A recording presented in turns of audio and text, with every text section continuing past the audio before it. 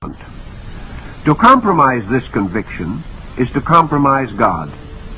But it is not always possible for man, with limited vision and understanding, to prove to his own internal satisfaction and contentment that the conditions through which he passes, with their uncertainties and tribulations, are in harmony with the will of an all-loving Creator. The law of rebirth gives the thoughtful person a larger perspective on life, provides him with better insight into the long-range workings of cause and effect, and thus strengthens his faith in both God and himself. Man may not see the beginnings or ends of the patterns affecting him, but sustained by the doctrine of rebirth, he can envision a sensible way of life in which all things work together for ultimate good. There is nothing in the doctrine of rebirth that conflicts with man's basic conclusions on the level of philosophy. On the side of practical living, rebirth strongly supports the highest ethical and moral precepts taught by enlightened philosophical systems. Nor does rebirth conflict with the abstract speculations of the learned as these relate to the universal state of man. It seems to me that the conflict is simply between idealism and materialism. Idealistic philosophical systems either sustain rebirth or find it compatible. Materialistic thinkers just ignore rebirth, but have no comprehensive concept to offer in its place. Rebirth cannot be incompatible with science, as now defined, because it deals with a level of ideas essentially outside the province of science, and about which science has advanced no certain or conclusive evidence. Psychology, an art which is assuming scientific status, has taken the attitude that the mystery of man's inner life is solvable, and is gradually but surely differentiating between the person and the body which he inhabits. In view of these present trends, it is quite possible that the next important scientific discovery will bear upon the continuity of consciousness after death and apart from the physical organism. Certainly, evidence is accumulating which sustains rather than refutes the teachings of rebirth. To me, therefore, this doctrine is especially valuable because it does not force me to accept anything that appears unreasonable in any branch of learning, nor does it require that I reject the advantages of knowledge or the benefits of progress in religion, philosophy, or science. It places no arbitrary limitations upon the future unfoldment of learning, for it encourages advancement in every field. It is suitable to all degrees of scholarship, being as useful and inspiring to the uneducated as to the educated. Unlike many popular concepts, it cannot be quickly outgrown or come into conflict with new discoveries. Rather, it encourages reflection and rescues my thinking from the conflicts of dogmas and the clash of creeds.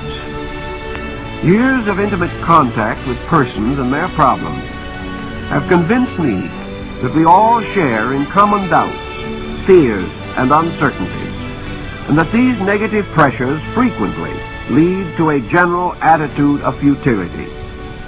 Troubled human beings are often impelled to ask, why are we here? Why should we suffer? And why should we have faith in anything? It seems to me that the law of rebirth, with its simple, positive statement of man's essential purpose, is the only doctrine that answers all such questions reasonably and adequately. According to the teaching of rebirth, we are all here to grow and to learn. Self-improvement is possible to everyone, and if we build our philosophy of life around the willingness to grow cheerfully and wisely, we resolve most of our doubts concerning providence. We are not here merely to succeed on the physical plane.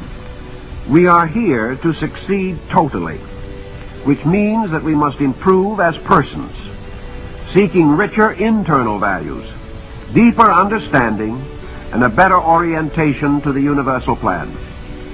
By this concept, daily experience becomes a constant invitation to learning, as this relates to self-knowledge and to the knowledge of all other things. The whole world is then like the traditional little red schoolhouse, and we are all students, willing or unwilling, learning our ABCs in the University of Life.